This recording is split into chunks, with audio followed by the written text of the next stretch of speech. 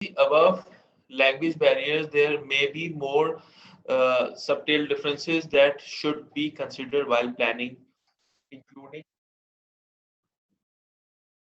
your relationship to time.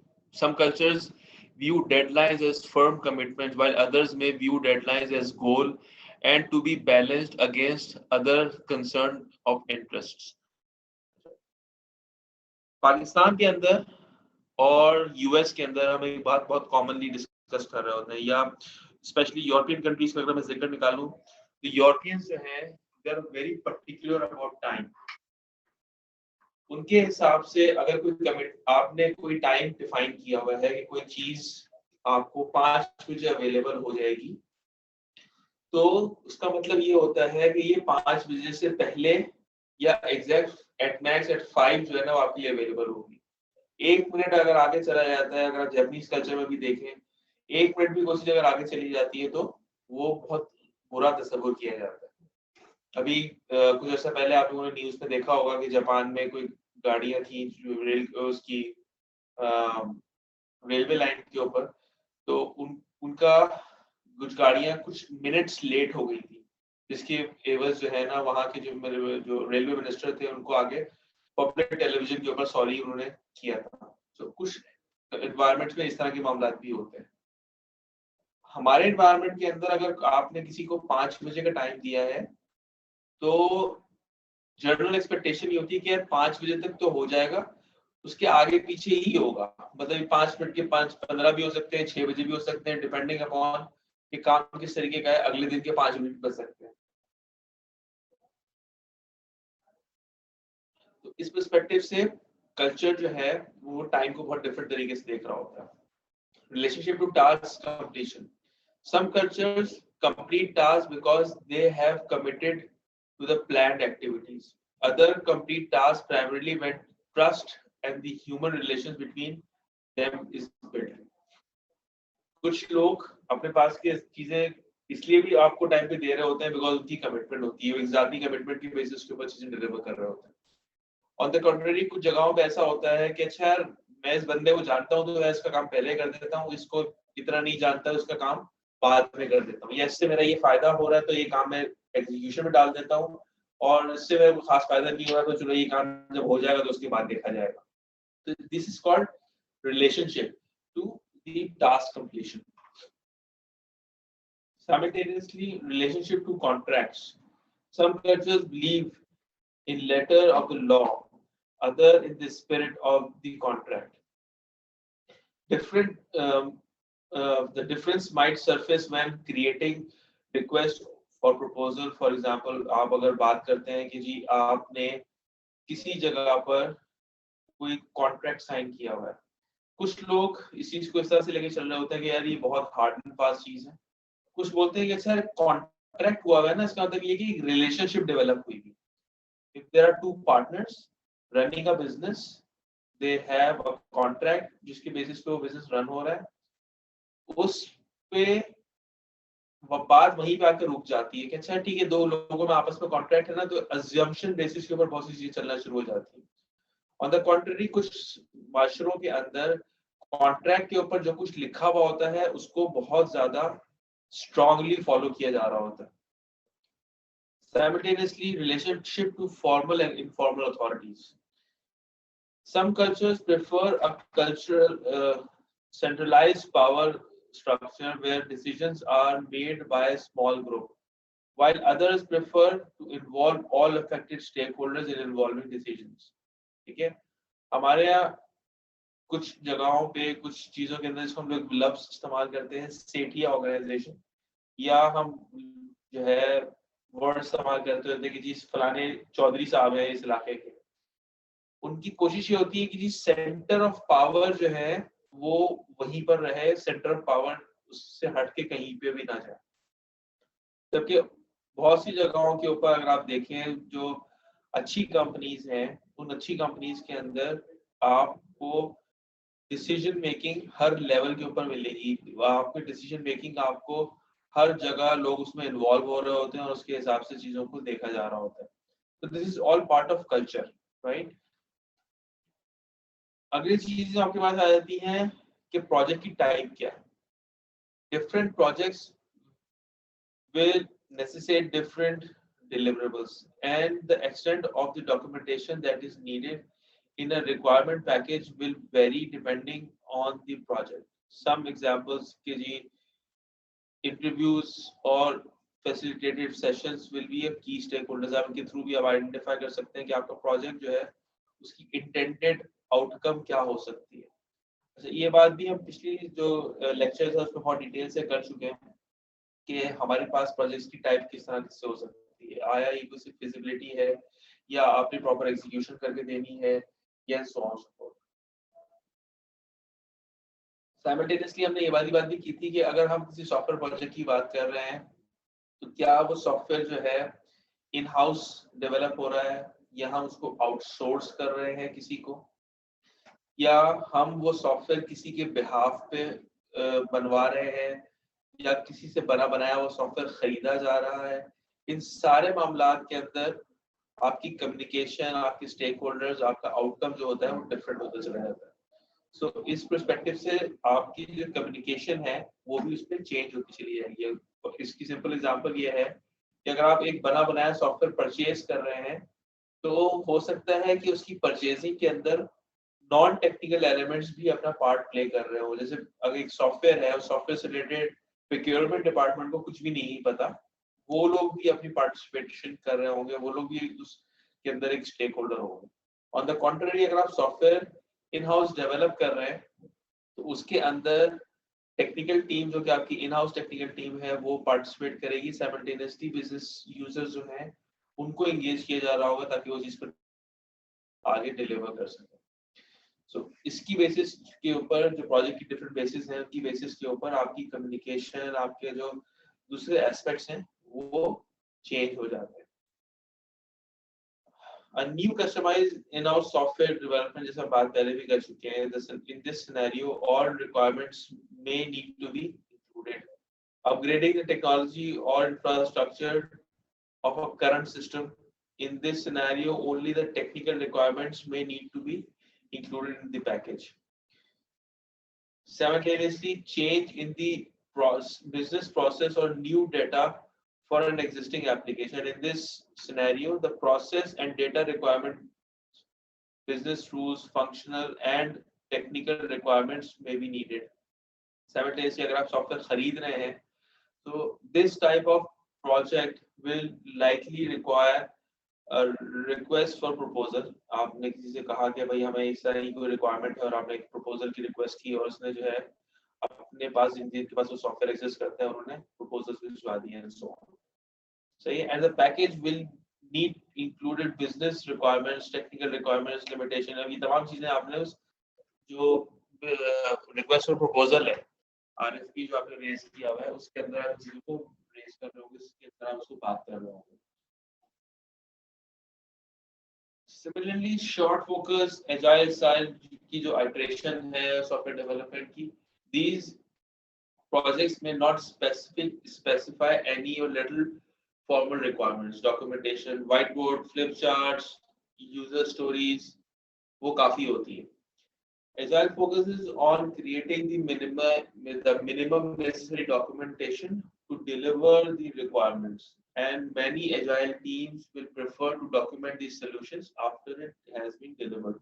ये बात हम पहले जब agile वाली चीज को देख रहे थे तो वहां पर भी हमने इसको बहुत डिटेल से इसको देखा था, स्टडी किया था.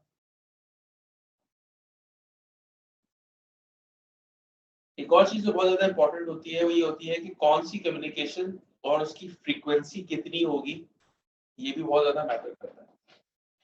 For example, when we talk about कि आपने अपने प्रोजेक्ट की स्टेटस रिपोर्ट शेयर करनी है, वो स्टेटस रिपोर्ट कितनी दिनों के बाद जानी चाहिए, किस को जानी चाहिए, किसको किस फॉर्मेट पे या किसको किस डिटेल से जानी चाहिए, ये तमाम चीजें जो होती है कम्युनिकेशन का पार्ट होती है.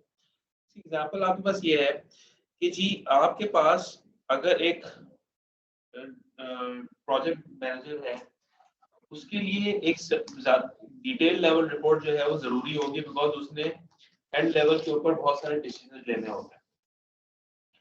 ऑन द कॉन्ट्ररी जो कंपनी की सीईओ है या ओनर्स हैं, उनके लिए बहुत ज्यादा डिटेल उनको हेल्प नहीं करेगी, बिकॉज अमूमन लोग जो सीनियर मैनेजमेंट होती है वो बहुत बेसिक सी एग्जीक्यूटिव समरी के ऊपर काम करते हैं और वहीं से उसकी एग्जीक्यूशन कर रहे होते हैं। सो उस पर्सपेक्टिव से देखा जाए तो उनकी कम्युनिकेशन जो होती है वो वहां पे उनके लिए मैटर कर रही होती है। थोड़ा सा देख भी लेते हैं कि investigates the frequency required by various stakeholders for each type of the communication. Note that the frequency of reporting can vary from stakeholder to stakeholder. For example, the frequency of reporting business analysis status can be bi-weekly for the sponsor, weekly for the domain subject expert, and bi-weekly for the technical partners. So that depends कि आपने communication जो है वो किस frequency से रखी हुई है, किस बंदे को किस level की information कितनी frequency से जानी चाहिए। मे बी जो कंपनी के ओनर्स हैं या एग्जीक्यूटिव लेवल के सीनियर्स होते हैं, उनके लिए आप महीने में एक दफा एक चीज को दिखाते हैं, because you don't want to put too many things in his plate, right? You don't want कि वो इंफॉर्मेशन ओवरबर्डन हो जाए उनके पास। उस पर्सपेक्टिव से अगर देखा जाए तो आप उनको क्विक इंफॉर्मेशन दे रहे होते हैं। अमूमन उनके साथ जो हम कम्युनिकेशन कर रहे होते हैं वो डैशबोर्ड से रिलेटेड होती है और उसके पर्सपेक्टिव से आप उनको आसान चीजें दे रहे होते हैं। ऑन द कॉन्ट्ररी जब आप प्रोजेक्ट एक्सपर्ट्स की बात कर रहे होते हैं, प्रोजेक्ट मैनेजर्स की बात कर रहे होते हैं, सो प्रोजेक्ट मैनेजर जो है वो डिटेल रिपोर्ट चाहिए होती है और वो वेट नहीं कर सकते कि उनको इन्फॉर्मेशन लेट पहुंचे, इसलिए उनके पास फ्रीक्वेंसी अमूमन ज्यादा होती है। हम क्या आप उनको वीकली बेसिस के ऊपर रिपोर्ट सेंड कर रहे होते हैं, बाई वीकली रिपोर्ट सेंड कर रहे होते हैं, बिकॉज अगर उन्होंने किसी चीज को करेक्ट करना है और एक महीने के बाद जाके वो करेक्शन की जरूरत पड़े तो वो चीज ऑलरेडी लेट हो चुकी होगी। So they need to be updated quickly. So उनकी फ्रीक्वेंसी ज्यादा होगी, उनकी जो डिटेल्स की इंफॉर्मेशन जो है वो ज्यादा डिटेल्ड होगी इस पर्सपेक्टिव से अगर देखा जाए तो। सो यहाँ तक मामला क्लियर है, इसमें कोई कंफ्यूजन तो नहीं? No sir. ओके, कम्युनिकेशन की फॉर्मेलिटीज पर डिस्कस कर लेते हैं। Planning and communication requires taking into consideration the level of formality that is needed. This could vary from stakeholder to stakeholder, जैसे बाकी सब चीजें होती हैं। Project phases or to project phases, work within project phases and requirement presentations. Communication trend to be more formal under following circumstances, जिसमें कुछ चीजें क्या हो सकती हैं, वो ये हो सकती हैं। The project is usually large, अगर ऑर्गेनाइजेशन की स्टैंडर्ड्स के हिसाब से बात की जाए, and will be delivered in phases. एक बहुत बड़ा प्रोजेक्ट है जिसको आप मल्टीपल फेजेस में ब्रेक कर रहे हैं और उसके बाद आप उसको इम्प्लीमेंट कर रहे होते हैं किसी ऑर्गेनाइजेशन के अंदर। The level of communication formality tends to increase as a level of project increases. ठीक है, जितना छोटा प्रोजेक्ट होगा उतना ऊपर के लोग सीनियर मैनेजमेंट उसमें इंटरेस्टेड नहीं होगा। जितना बड़ा प्रोजेक्ट होगा उतने ज्यादा लोग, उससे ज्यादा सीनियर लेवल के लोग उसमें इंटरेस्टेड होंगे। फॉर एग्जांपल, अगर मैं आपसे बात कहता हूं कि आपने किसी कंपनी के लिए एक कुछ डस्टबिन हैं वो परचेज करनी है और आपने वहां पर कुछ गमले हैं जो रखने हैं, शायद जो कंपनी का सीईओ होगा he would not be interested in going and checking क्या उसका स्टेटस क्या है, किस तरीके से है। वो अपनी टीम में से किसी को असाइन कर देगा और वही बंदा होगा जो रिस्पॉन्सिबल होगा, जिसको आपने सब चीजें बतानी। एट दैट लेवल आपको उस प्रोजेक्ट, क्योंकि वो छोटा सा प्रोजेक्ट है, उस प्रोजेक्ट के अंदर सीनियर लेवल की इन्वॉल्वमेंट इतनी ज्यादा रिक्वायर्ड नहीं है। ऑन द कॉन्ट्ररी, अगर मैं कहता हूँ कि जी उसी कंपनी के अंदर किसी सॉफ्टवेयर ईआरपी को रोल आउट करने की बात हो रही है, सो नाउ सॉफ्टवेयर ईआरपी जो रोल आउट है that is something which is big for the organisation और वो उस ऑर्गेनाइजेशन के लिए एक बहुत वाइटल डिसीजन होता है। यस, एट दिस लेवल बहुत सारे सीनियर एग्जीक्यूटिव्स, बहुत सारे सीनियर लेवल के जो लोग हैं वो उसका पार्ट बनेंगे, वो उसको चीजों को इंगेज होंगे, उसमें डिसीजन मेकिंग हर लेवल पे डिफरेंट हो रही होगी। तो और अमूमन जब आप बड़े प्रोजेक्ट्स कर रहे होते हैं तो उन प्रोजेक्ट्स को आप डिफरेंट फेजेस में तोड़ तोड़ के दे रहे होते हैं। कभी भी बड़े प्रोजेक्ट एक साथ डिलीवर नहीं होते। सही है, अगर आप कोई कंस्ट्रक्शन भी कर रहे हैं, कोई बिल्डिंग बना रहे हैं, तो उस पर्सपेक्टिव से भी अगर आप देखें तो आपके पास कब लेवल जो होते हैं या जो फ्लोर्स होते हैं उनकी कंप्लीशन को अमूमन फेजेस में डिस्ट्रीब्यूट कर दिया जाता है। जी अगर 100 मंजिला इमारत है तो 100 फेजेस तो कम से कम बन ही जाएंगे कि जी बेसमेंट बनी, फिर एक लेवल हो गया, फिर ग्राउंड हो गया, फिर इस ऑल द सारी चीजें ऊपर तक चलेंगी। दिस इज हाउ जो बड़े प्रोजेक्ट्स होते हैं उनको हम डिस्ट्रीब्यूट कर लेते हैं डिफरेंट चीजों के अंदर। सो इसके अलावा और क्या चीजें देखी जा रही होती हैं कम्युनिकेशन फॉर्मेट के ऊपर। You see, the domain involved is very complex. Note that the domain affected by the project may span department and division boundaries within the organization. For example, the domain of engineering employees recruitment could involve the engineering, human resources, payroll, marketing, benefits, administration. ये तमाम लोग मिलके जो है उस चीज के ऊपर काम कर रहे होंगे। जितना बड़ा प्रोजेक्ट आपके पास होगा उतना ज्यादा कॉम्प्लेक्स प्रोजेक्ट होगा। उसकी कॉम्प्लेक्सिटी का जो रीजन है वो रीजन ये है कि हर डिपार्टमेंट उसके अंदर इंगेज होता चला जाएगा। जैसे मैं ईआरपी की एग्जांपल आपके साथ शेयर कर रहा हूँ, तो अगर मैं ईआरपी की बात आपसे शेयर करूँ तो उस ईआरपी के अंदर एचआर के जो लोग हैं उनकी कंट्रीब्यूशन भी होगी, उसमें प्रोक्योरमेंट फाइनेंस के लोगों की भी कंट्रीब्यूशन हो रही होगी, उसमें जो प्रोजेक्ट टीम्स हैं उनकी इन्वॉल्वमेंट भी हो रही होगी। The more complex the project becomes, more people eventually comes in, या इसको उल्टा कहना चाहिए एक्चुअल कि जितने ज्यादा लोग उसके अंदर इन्वॉल्व हो जाते हैं उतनी ज्यादा कॉम्प्लेक्सिटी उसके अंदर इंड्यूस हो जाती है। तो उस पर्सपेक्टिव से डोमेन्स अगर जितना ज्यादा कॉम्प्लेक्स है वहां पे उतने ज्यादा लोग इन्वॉल्व हो जाते हैं। The technology employed, if any, will be new or new to the organization. कोई आप ऐसा काम करने जा रहे हैं जो कि अभी तक उस ऑर्गेनाइजेशन में हुआ ही नहीं है।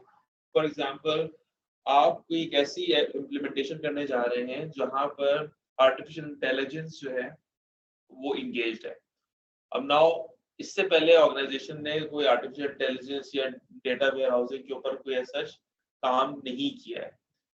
कीपिंग दैट इन माइंड, होता यह है कि आप जब इस तरह की किसी चीज पे काम कर रहे होते हैं तो ऑर्गेनाइजेशन के लिए चूंकि वो नया होता है, उनके पास कोई प्रेसिडेंट सेट नहीं हुआ होता, उसकी वजह से आपको रिक्वायर होता है कि आप चीजों को उसमें ज्यादा से ज्यादा फॉर्मेलिटी यूज करवा लेते हैं। बिकॉज जो चीज नई होती है उसमें कोई एक शख्स उसका डिसीजन मेकर होना चाहता नहीं है। बिकॉज अदरवाइज होगा ये कि आपके पास कोई इसकी ओनरशिप नहीं ले रहा होगा, इसीलिए ज्यादा से ज्यादा लोगों को इसमें एंगेज किया जा रहा होता है ताकि सीनियर मोस्ट लेवल जो है वो इसकी ओनरशिप ले और इवेंचुअली फिर इसको आगे डिस्ट्रीब्यूट करना।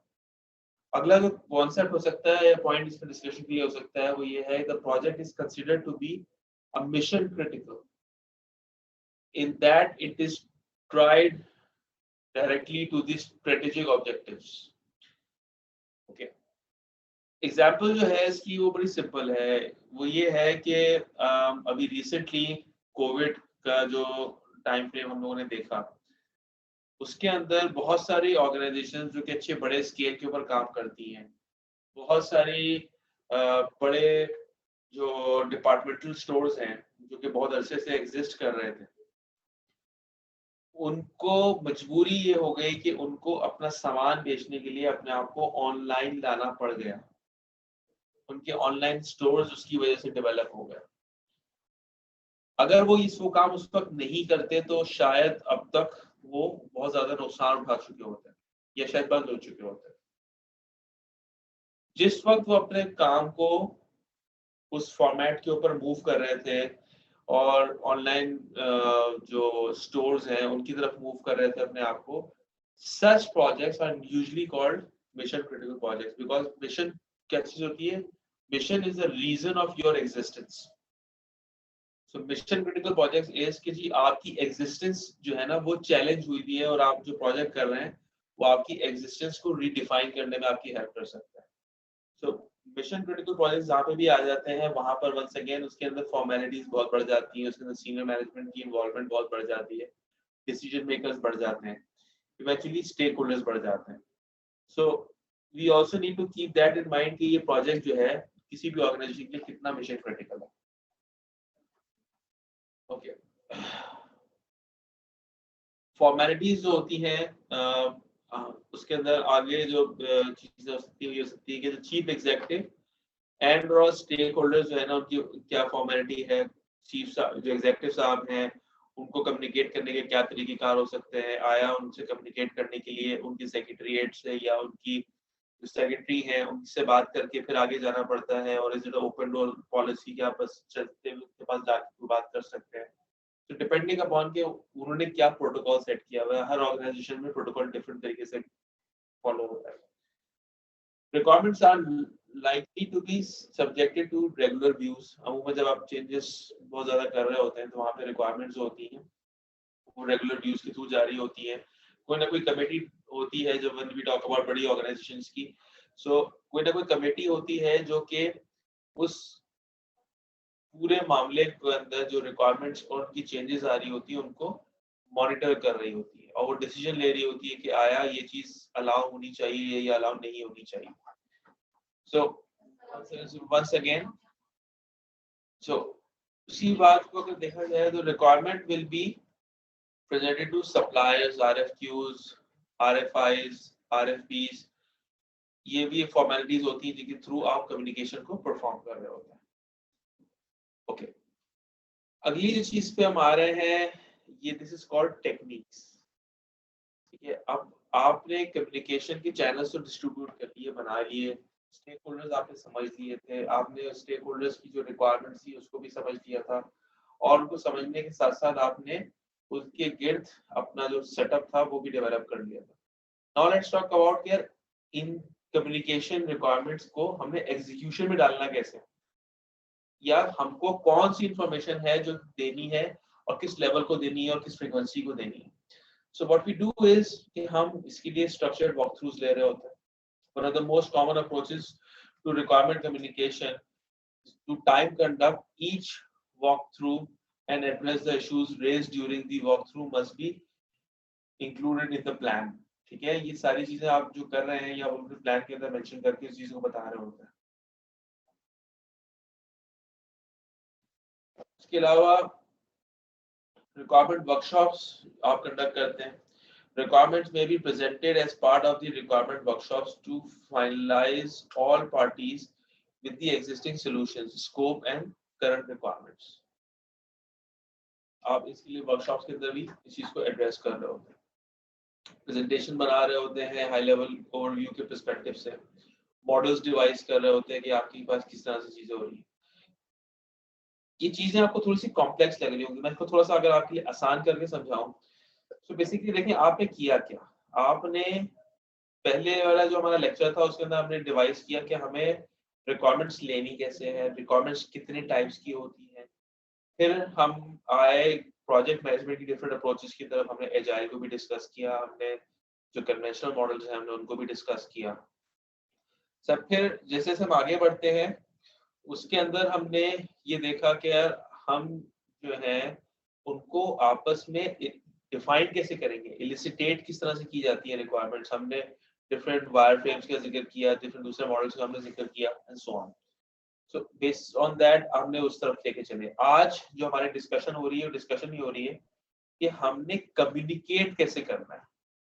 हम एज अ बिजनेस एनालिस्ट जब किसी के साथ कम्युनिकेट कर रहे होंगे तो हम क्या बात कर रहे होंगे, हम उनसे रिक्वायरमेंट्स ले रहे होंगे और वो काम कर रहे होंगे जो हम पहले पढ़ कर आ रहे थे, हम उसकी इलिसिटेशन में काम कर रहे होंगे।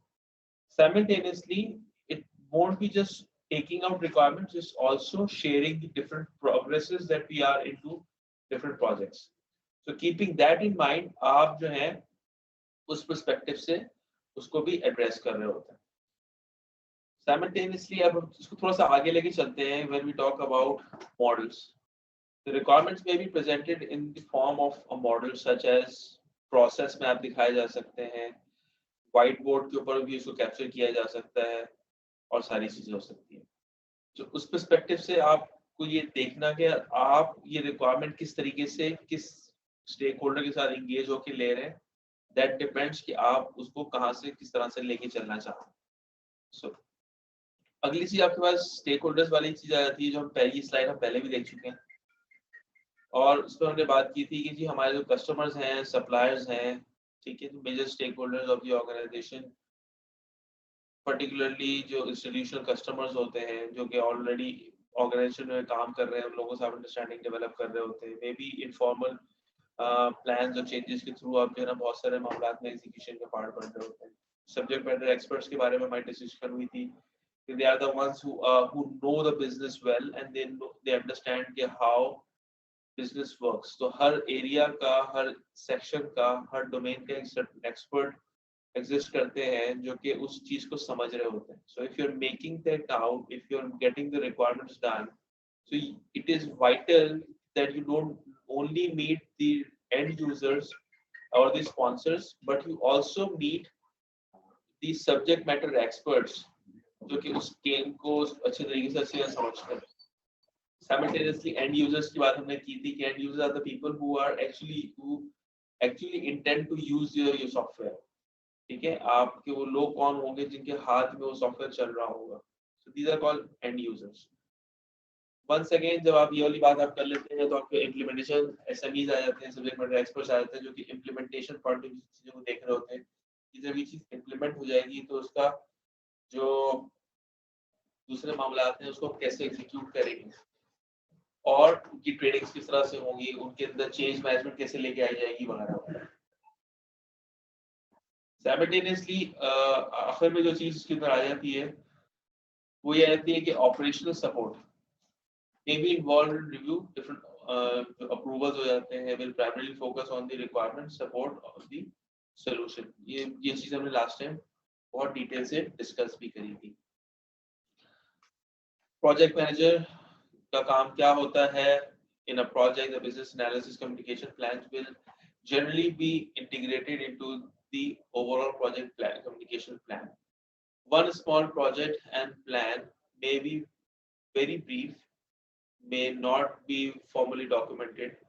On the large scale and complex projects or projects with many stakeholders, it may include part of documentation intention, and documentation is essential as part of the overall project communication। So जब हम बात करते हैं कि project की complexity, size, उसकी complex और जो दूसरे मामला आते हैं उसकी क्रिटिकलिटी को लेके, सो अगर छोटे प्रोजेक्ट्स हैं, बहुत ज्यादा मिशन क्रिटिकल प्रोजेक्ट्स नहीं है, तो वहां पर आपको लूज किस्म की डॉक्यूमेंटेशन नजर आ रही होती है कि यार बहुत बेसिक सी अंडरस्टैंडिंग के साथ वो चीज डेवलप करनी है।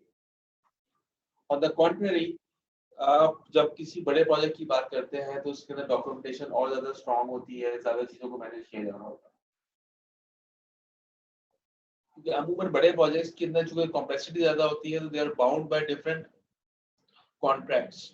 उन कॉन्ट्रैक्ट्स की बेसिस के ऊपर चीजों को एंगेज किया जाता है। टेस्टर्स के बारे में कि इनको आप एंगेज कर रहे होते हैं वेरिफिकेशन और वैलिडेशन के प्रोजेक्ट्स के ऊपर जो रिक्वायरमेंट्स होती हैं, तो वैलिडेशन और वेरिफिकेशन हमने बहुत डिटेल से इसको डिस्कस किया था। रेगुलेटर की हमारी डिस्कशन हुई थी। जैसे अगर आपकी कोई बैंक है तो स्टेट बैंक जो है जो कि सारे बैंक्स को रेगुलेट करता है, तो he plays the role of a regulator.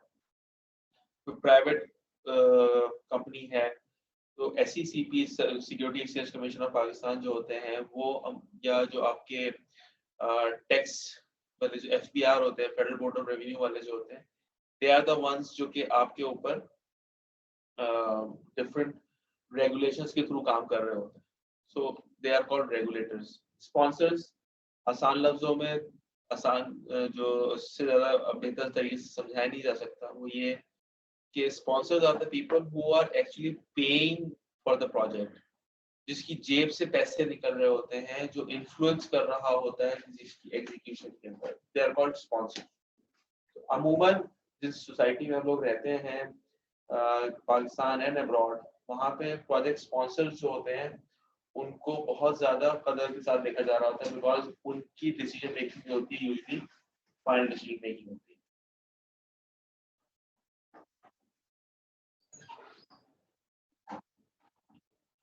Business analysis का communication plan describe how, when and why the business analyst will work directly with stakeholders।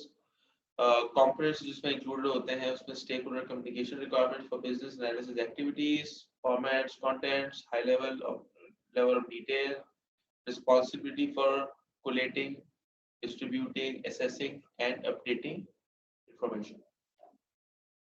यहाँ पर आके हमारा जो कम्युनिकेशन वाला चैप्टर है, दैट वी एंड। मुझे बताइए इसमें कोई चीज क्लियर है, नहीं है, कंफ्यूजिंग है, something like you like to discuss?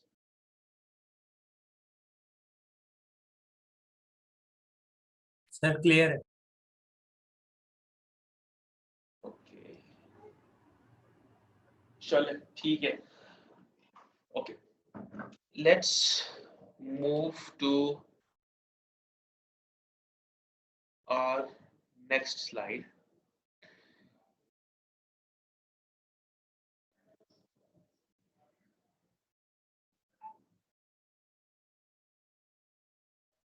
Okay,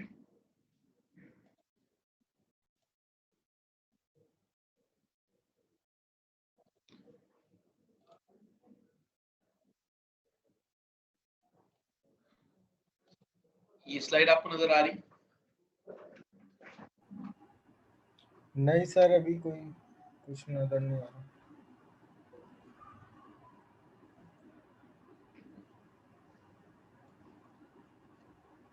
can you see now? जी sir. Yes sir. Lecture 9। Lecture number 9, ठीक है। एक तो ये हम ऑनलाइन जो स्टडीज कर रहे हैं इसकी वजह से जो है ना हमारा जो कोर्स कंटेंट है वो बहुत बढ़ जाता है। इसका रीजन ये है कि व्हेन वी आर टुगेदर, हम साथ होते हैं तो क्लास ज्यादातर इंटरेक्टिव चल रही होती है, और जब हम ऑनलाइन होते हैं तो it's normally the teacher who is speaking, और आप लोग जो है ना सिर्फ उसको अंडरस्टैंड करने की कोशिश कर रहे होते हैं। तो उसमें होता ये है कि जो चीज़ 2 घंटे में खत्म होनी चाहिए वो 1 घंटे में खत्म हो रही होती है, 1.5 घंटे में खत्म हो रही होती है। So we are on our वो है कोर्स आउटलाइन है, उस कोर्स आउटलाइन के अंदर this is the third last lecture जो भी हम आज देख रहे हैं, ठीक है। सो अब आप मुझे बताइए, should be continue on this या आज क्लास को हम यहीं पर रोक दें? सर सर आज कंटिन्यू। यहीं रोक दें, आज यहीं रोक दें। मतलब अगर आप कहते हैं तो हम कंटिन्यू कर सकते हैं, लेकिन ये कि इफ यू ओके सजेस्ट